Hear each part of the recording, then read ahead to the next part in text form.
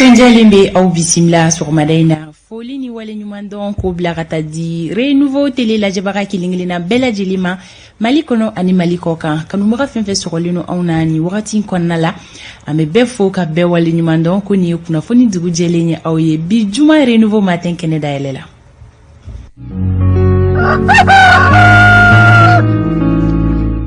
Juma ye octobre kalo kile muka ani fla samba fla ani muka nkili kanu makaw ka aw bela jelen fo aw munube son ka wa dana da an kan ka dam netene kana se fo juma ma mimato ako kuna funyo kun follow abese ka olula soro aw kuna siri obese ka banchuga mina abe aw wakilu keni jemu kanye olani aw sigirani kenen kan akaka anga sulika wuli ke bagaw fo maoma be no ko otigi aka chake yoro la soro kaba ame be fo ka be wale nyumandon biso ko madina ambe ala fo ka barkada sabula ansulla qawli nemana ansulla qawli sanjikoro bamakoni alamini ola ame alafo ola ka barkada mamunu me uga sokono la ni sanga konnala ni olubo erbasi folo ni ubefeka ni jemukaina soro wala sa ku ta fondo kuna fonya ko nasira la ko bela jilinki bisimla kene daelela awye aw la me baga jamakulu antenyina aw ko radio renouveau la me bako aw ni sokoma radio nyeleni ka bosibu amisibu ka folike radio benkan ka bo kerewani radio chendugu ka bo jura radio futa ka bo yanfuila radio besa ka bo kuchala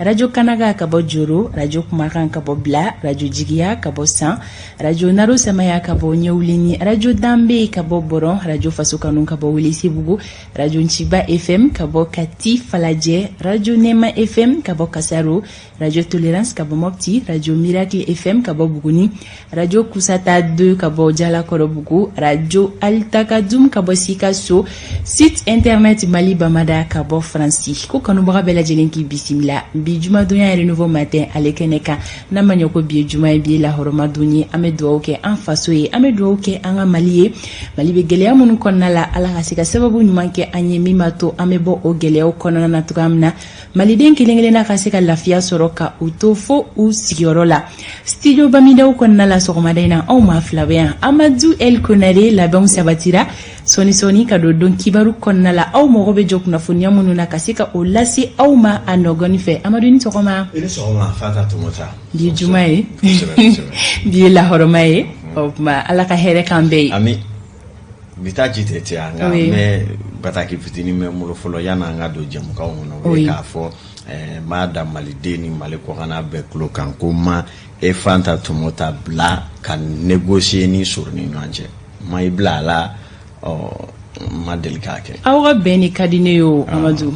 ko ni communiquer folo me dam wo klo kanko do ni sur ni nanje mwasi ka fo ni borani mo ka yiri kuru koroni munu ye deledu moluti ala folo amolu laje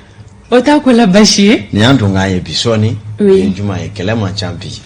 sabula biye la horomadu siga fushito la ola on me do kuna funyo konnala on nga bakuru bo bina talike mununa olu flenenye balna ko bakera miye anfe ano malikono ode ka fo tumamina kuma bela jilimbe kuma be ma bela jilinda kono kaira ka fo mali gouvernement e dana ya takada ho conseil islamique di malika kaka siga uli katara kuma ni mabamba chuga manye mauye o wakati kelen konnala anyaye ka fo kunu mali gouvernement koni bataki bo kaira ka fo ko ale koni mayamaru ya di mashima kaseka wuli kata kuma nyonya sabati ma bamachu ka manyema olufe ola ameseka ni ko informer ya chogodi ka kodu ne kera chogodi isa ka basidibe ani alebe nyogola soro abena awala wala like anye mimbato maliden kilengile na kaseka famia sabula ni kuna foni o kera balna ko baye o fene ko fe fembe talike ako kuna foni toula ana bela jilin soro Amadou El Konare be donki baru lasi au masori Ibrahim Diallo siraba kuna foni be alibulo sori be sankoro ni wakati konna la be jate minawla soni ame nyogola soro onwa soko madaina kene kuna foni o be talike nyindimi kan kerenkerani yala sumu mime bonyina docteur bena kuma o kan awnga don foliduma o fenena yira awla akoni sonja kama Habib Kouate alebe yanno awnga don baranyo kon welele o Idrissa Diallo e kabo sika so marabolo konnala anga la sigide no sika so ka o feino amedo kuna funyo konnala sisani wakati boloda chukwe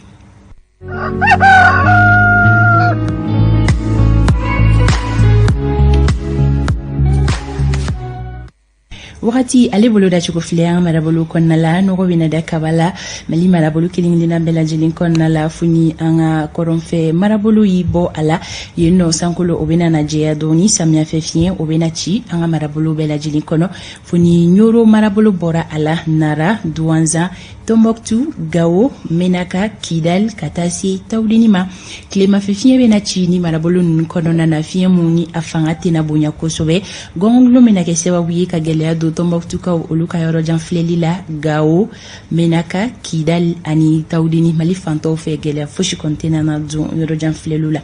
Ola Sanfiani Sanji, Obolo Daleno Bis, Romadena Kita, Marabolo Konala, Kulikoro, Buguni, Ani Joila, Klela Fanato, Dunin Kofe, Femme Talike, Kita marabolo la Klela Fanato, Duni Wal Mashuina, Sanko Bolo Daleno Kita, Kulikoro, Buguni, Sika So Joila, Kuchala, Siru, San, Mopti, Ani Banyankara. Ola Klega ina finteni hakeo olufle, Kaikao, Oluka finteni hakea wega digere bisaba ni wolon vla bi Klega ina, Kulikoro, Olutabi jo bisaba ani nanina, finteni digere bisaba ni saba. Obena ka sika so bi Klega ina, Siru ka Olutabi jo digere bisaba ani nanina, Mopti, Olutabi ke bisaba ani woroye, Tombouctou, Olutabi jo bisaba ani wolon vla la, finteni digere binani bena ke Gao bi Klega ina,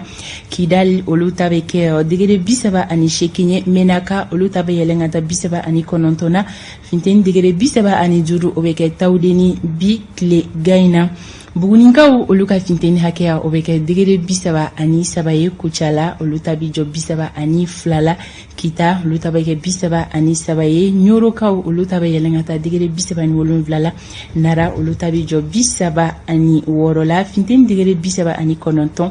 obena ke duanza bi Klega ina sa marabolo konna la Klega ina oluka finteni hakea obeke digere bisaba ani nani banyangara dabeke bisaba ani duriye joila olutabi jo bisaba ani wolonvlala.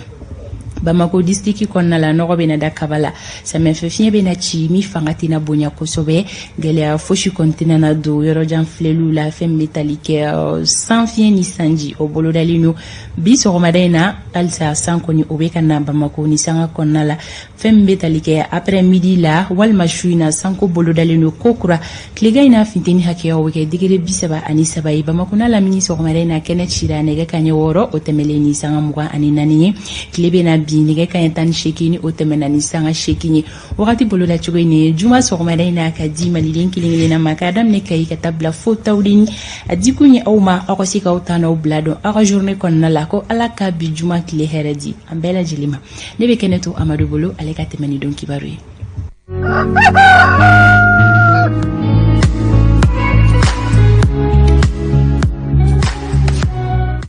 kuna foni alebe yoromina ote dibimare Amadou ulika jode we sabati groupe renouveau che don fe nyema ya soka hokumu kono nana sekata kuna foni sanu mafara nyoron ka kanadi malidin kilingile na mamali kono animali ko kasira bibolo pamano ma fo ko minye ka don afo ma jonjon fo ko kile kapsa ma shita fo e sigatola o kadara konna la jekulu do de be sigi kuna foni di soba fe na be fo ma ko redaction o ye chewni muso ye munu me fara nyonga ko lu nunjuru di anga nyema ma kuna foni na strategie oluka se ka jamana ere kono ko fuse ka danchi ka haklina diuke ka soroka chede blakata ni haklina jonjon ni blasrali o ka se ka ta kuna foni nyini kuna foni wat fendo bo na fanka wa fo ko le traitement de l'information en période de crise ni jamana be wati gole kono jango la kana ngoni gole awero kuna foni yere dala be nchugo ya hode kama kuna foni tesega toti mauka yere wiyere maina fo na kama minye redaction nyana ma fon lube jama franyonga ka hakilina miruke ka ko dala be nchugo ya kwe o chebani musoba munu mo kono an yere bela jele cho ala ya mufu ka chesirla nunjuru mina ledo mamunu fe ku fana fo ka chesirla bakurubaw bena talike anya amblara la ama au blala okoni kuma de be jamana safe bi minye ninjo akuna bela jele ne kunga kuma kera ko ho conseil mo were bora ka fo beye dala ka fo telela ka fo radio la ko jamana famo yu blaku ka kuma yag ani Amadou Kunfa ni anga jamana ni nyo anche siga fo nasara tigela okoni matle flake kuma samana kusebe gouvernement bora kununtun kuma ma blala min kɔni ye k'a dɔn k'a fɔ an bɛna kuma kan bi sɔgɔmada in na don kibaru kɔnɔ minnu yɛrɛ fana ko k'u bilara la fana u bɛ balo la an na ɲininkali k'u la waatiw la u ka se k'a ɲɛfɔ ko de bɛ cogo di walima ho de bɛ jamana sanfɛ wa gɛlɛya jɛn bɛ ko ninnu kɔnɔ an bɛna ɲinini k'a kan bi sɔgɔmada in na don kibaru kɛnɛ ale kɔnɔna la ONU n'o ye diɲɛ seleke naani ka kɔmɔbulonba ye olu fana makɔnɔlen don an ka jamana kɔnɔ u bɛna mɛfɛ na tɛmɛnɛw kɛ a bɛɛ bɛ tali kɛ mari ka furancɛrɔ faga taa cogo ko ɲɛw la an bɛ kuma o kan sɔgɔmada in na don kibaru ale kɛnɛ kana na n'o bɔra ye fana APCAM maaw ye barodalasigi dɔ kɛ minnu kumaw bɛna maana ninnu bɛɛ ye kibaruyabaw ye misɛman caman bɛna bila minnu cɛma bi sɔgɔmada in na ka filɛbaw ni lamɛnbaa jɛkulu bɛɛ lajɛlen bɔ kunbana bi jumadonya in na.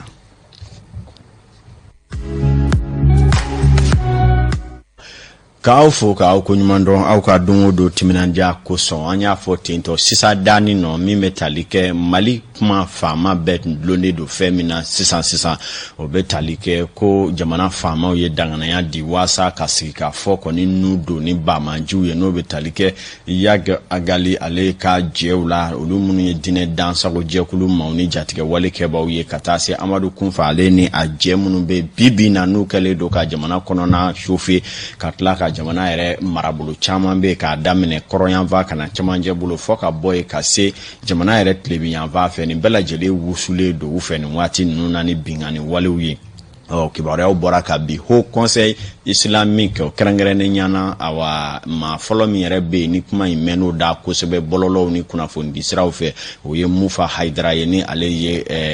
maa ye min bɛ Haut Conseil Islamique la u y'a fɔ u da cɛmancɛ la Haut Conseil bɛɛ lajɛlen cɔ a la k'a yira k'a fɔ ko jamana faamaw ye danaya da olu kɔni ka bi ko ka i ka dɔn k'a fɔ sigi ka fɔ n'u doni bamanjiw ye n'o bɛ tali kɛ maa minnu na n'olu ye Yagi ani Amadu Kunfa ninnu kɔni ye o kuma kɔni bɔra a kɛra balinanko ye maa caman bolo a yɛrɛ fana ma kɛ balinanko ye maa caman bolo sabula u y'u sinsin kumakan minnu kan kuma ninnu kɔnɔ k'o ye Mali ye sigi ka fɔ dɔ kɛ n'u ko a ma dialogue national inclusive n'o ye denni ye ka fara min ye conférence nationale minnu kɛra ko jamanaden caman y'a yira k'a fɔ sigi ka fɔ ka kɛ ni bamanjiw ye waasa u bɛ fɛn min nɔfɛ an ka sigi k'a tɛrɛmɛ k'a kuma batiri jolibɔ yɛrɛ ka se ka dabila an ka jamana kɔnɔna la kuma in kɔni walankatara kosɛbɛ fɔ min ye kunnafonidila dɔw yɛrɛ fana ye minisiri min ɲɛsinen don diinɛ ko ma ale wele a ko nasiratigɛ la ale fana y'a sɛmɛnciya k'a fɔ ko wulibali don ko a ko kɔni kalifara ko fɔ u ye hakilifalen dɔw kɛ nin bɛɛ lajɛlen ye kuma ye minnu kɔni bɔra an ka jamana ma da yamaruyalen minnu bɛ kuma Haut Conseil cɔ a la ani minnu bɛ kuma diinɛ minisiri ko cɔ a la ninnu bɛɛ y'o kuma kɔni sɛmɛnciya a ko kɔni kuma cayara nka an bɛ bali min na kunungo bataki dɔ folofolo la bɔlɔlɔ kan bataki min bɛ sur 22h y'a sɔrɔ hali bi maliden faama bɛ ɲɔgɔn sɔsɔ la ko nin ye communiqué lankolon ye ko sababa tɛ nka 22h bɛna sanga 5 sɔrɔ waati min na nɔgɔw bɔra ko bɛɛ lajɛlen la bɔlɔlɔ yɛrɛ kan na sabula maa minnu bɛ yen n'olu ye gouvernement yɛrɛ ka laselikɛlaw ye bi ni u bɛ baara kɛ primature la olu yɛrɛ y'a sɛmɛnciya k'a fɔ bataki min bɔra ko wulibali don gouvernement de y'a bɔ wa k'u b'a sɛmɛnciya u ma maa si bila ka kuma bamanjiw ni an ka Mali jamana ni ɲɔgɔn cɛ k'u bɛ se ka yɔrɔ min fɔ ko maa dɔw kɔni yɛrɛ kun y'a laɲini ko k'u ye hakilina ta k'u bɛ fɛ ko ka kuma ni sigi ka fɔ kɛ ko maa minnu b'o hakilina la ko u ni ce u ni baraji ko nka ko gouvernement ma maa si bila bi ka sigi ka fɔ kɛ nin kɔni kuma in fɔra ɲininkali min tɔ min bɛ sigi maa caman fɛ o ye k'a fɔ yala ko in u tun b'a fɛ k'a kɛ dogo de la n'a poyira u bolo wa walima i k'a dɔn k'a fɔ a ko de kɛra cogo di walima gouvernement sanfɛmaw yɛrɛ dama tɛ ɲɔgɔn kalama min ma bɛn min ma u b'o fɔ de wa nin bɛɛ ye ɲininkali ye min kɔni jaabiw bɛ jamana faamaw bolo an bɛ donni minɛ i ko bi nka an ka sɛgɛsɛgɛli fitinin dɔw y'a yira k'a fɔ bataki min bɔra nin ye jamana sanfɛ legelege maaw kɔni ka danganaya ye bataki in kɔni ye i k'a dɔn hali ni y'a sɔrɔ a ko hali b'a tɔ kan ka ɲɛɲini k'a dɔn mun bɛ nin ko in jukɔrɔ tigitigi ko kɔni filɛ dangan na nka communiqué min kɔni bɔra o ye wulibali ye jamana gouvernement y'a communiqué bɔ wa u y'a sɛmɛnciya k'u ma maa si bila ka kuma ni Yag ani Amadu Kunfa ye ko tɔ la ɲɛɲini bi tile kɔnɔ sabula bi ye don dɔ ye n'an bɔra ye an bɛ taa o diɲɛ seleke 4 kelen nasiratigɛ la a yira k'a fɔ olu ka jɛkuluba ko ma kɔnɔlen don an ka jamana kɔnɔna la u bɛna transition kunkan kumaw kɔni de mana ni k'o fana batiri ko kura ye sabula min bɛ tali kɛ CEDEAO maaw nana u ka ɲɛmaw nana kuma diɲɛ seleke naani kɔmɔbilo tɔ ye kelen min ye n'o ye Nations Unies ye olu fana bɛ bɔ fɔ l'Amérique ka na an ka jamana kɔnɔna la an Zeynɛbu Cero ale bɛ dɔɔnin fɔ an ye u ka nali ko ɲɛw kan. Sécurité kɔni labɛn na ka ciden kuraw bila ka na Mali la nin dɔgɔkun furancɛ in kɔnɔna na a yirala k'a fɔ ko cidenw mina ka bɔ Chine, Russie, Inde ale ni États-Unis jamana kɔnɔna na walasa kana nin taama in na a yirala k'a fɔ ko o ni mɔgɔw ka nin taama in senfɛ sigikafɔw bɛna boloda cogo min na Mali bɛ se ka segin a ka sariya sunba kɔnɔna na ale ni dɔ bɛ se ka fara MINUSMA mɔgɔw ka baara fanga kan cogo min na o ni Conseil de sécurité ka nin taama in senfɛ mɔgɔ dɔw y'a yira k'a fɔ ko Faransi bɛ sɔn k'a laɲini ka dɔ fara MINUSMA cɛdenw kan jamana camancɛ yan fan fɛ ka fara o kan o ni Conseil de sécurité ka nin ciden ninnu olu ni Sahel jamanaw bɛna sigi ka kuma banbagaciya wale kɛlɛli kan dɛmɛw sɔrɔli waati yɛlɛma kɔlɔlɔw fo ka taa se mara kɛcogo ɲuman ma ka tɛmɛ ni kɔkan kunnafonidiso dɔw ka fɔlen ye Niger ka lasigiden min bɛ ONU la Abdou Abari ni ale ye nin taama in ɲɛmaa dɔ ye ka fara Nicolas de Rivière kan ka bɔ Faransi o y'a yira k'a fɔ ko Sahel yanfan koɲɛw ka gɛlɛn kosɛbɛ wa ko fɛɛrɛw kan ka sigi sen kan walasa ka basigi sabati Mali la ale ni ka sigi ka fɔ kɛ fɛɛrɛw kan ka G5 Sahel jamanaw dɛmɛ u ka baaraw la walasa ka lakana sabati. Tabarikala lakana in sabatili yɛrɛ de kumaro koloma ye n'an bɔra yen nɔ an b'a aw ladɔnniya k'a fɔ bingani wale dɔ kɔni fana kɛra Sikaso kibaruyaw kɔnɔ an bɛna an da se o ma n'o bɛ tali kɛ ka taa maaw ka cakɛ baara mɔbiliw jeni min ye ɲɛfɛla na an b'a kibaruyaw lase aw ma lakanako ale nasiratigɛ la yan'an ka bɔ gafe kɔnɔ n'an bɔra yen sa an bɛna APCAM ale bɛ chambre assemblée permanente des chambres d'agriculture du Mali n'an ko a ma APCAM kɛrɛnkɛrɛnnen hakilina jiginna min ye Bakari Togola ale tun ye yɔrɔ min ale yɛrɛ ɲɛmaa ye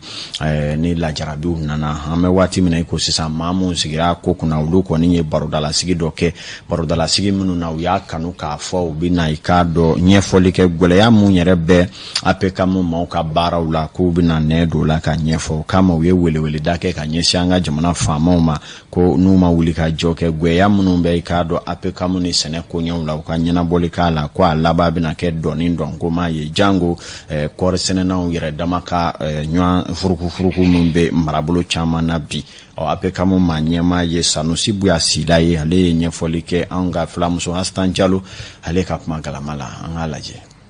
Le premier principe d'abord pour les solutions ka ɲini bɛn ni kalama kɔnɔ kɔɔri sɛnɛnaw ni ɲɔgɔn cɛ k'a yira la hali bi anw ŋaniya APCAM na o ye ka kɔɔri sɛnɛnaw de fara ɲɔgɔn na. Mais an ka jateminɛ de bɔra kan ka prévu jɔnjɔn sɔrɔ ko maa de kelen don ka don kɔɔri sɛnɛnaw ni ɲɔgɔn cɛ ni k'u don ɲɔgɔn na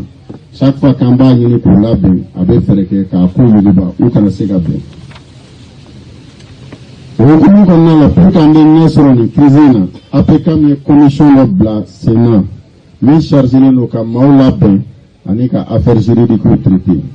u bɛ bila olu ka kuma bɛɛ fana fɛ tuguni ka enquête kɛ k'a ko ɲɛɲini o jaabi bɛɛ kɔfɛ an y'a jateminɛ ko bɛnɲɔgɔnya bila ɲɔgɔnna fitinin min don an y'a ye tellement a kɔkɔrɔ donna la ka taa kɛra la n'an m'an kɔlɔsi nin bɛna kɛ sababu ye min bɛ kɛ balawu ye jamana fantan ni naani bɛɛ kɔnɔ n'a daminɛna kɔɔri sɛnɛ jamana na a bɛna jouer an ka ɲinɛ samiya kan an ka kɔɔri jagoli kan a n'a bɛna jouer an ka san wɛrɛ samiya kan an ɲɛ bɛ danger dɔ kunna jamana kan a ka kan an ka jamana ɲɛmɔgɔw ɲɛsin a ma appel d'offre reportera o appel d'offre charia de ko GIE de bɛ appel d'offre kɛ groupement d'intérêt économique o GIE ɲɛmɔgɔya so bɛ sɛnɛkɛlaw de bolo olu de y'a président ye olu de b'u ka mɔgɔ di ka na ka fara CNDT ka mɔgɔ dɔ kan ani OSVN ka mɔgɔ dɔ kan nka an ɲɛ b'a la sariya ko k'o baara kɛ cogoya min na fɛn min bɛ ka labɛn o kɔrɔ GIE papier signebaga bɛ kɛ CNDT ni OSVN ani u ye maa min ta k'o sigi yen o kɔrɔ sɛnɛkɛlaw kungo papier bɛɛ bɛna taa fɔ k'a ko bɛɛ kɛ ka sɔrɔ sɛnɛkɛlaw tɛ kɛnɛ kan an tɛ jɛn n'o ye an tɛ jɛn n'a ye bi an tɛ jɛn n'a ye sini wa an bɛna a ko in kɛlɛ